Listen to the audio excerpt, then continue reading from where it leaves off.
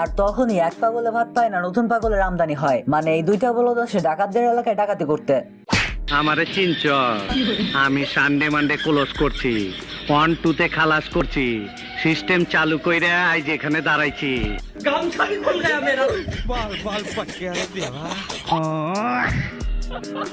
এখন যেহেতু এখানকার সকলে এক একজন কুখ্যাত ডাকাত, এজন্য এই বলদের ভয় কেউই পায় না। जूस पिला दो मौसम्बी का।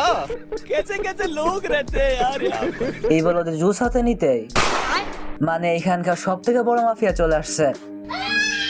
আমার আসল পরিচয় পাইলে তুই খারায় মুইতা দিবি। বাট এই মাফিয়া তো বন্দুকটাই খেয়ে নেয়। ये सब क्या देखना पड़ रहा है?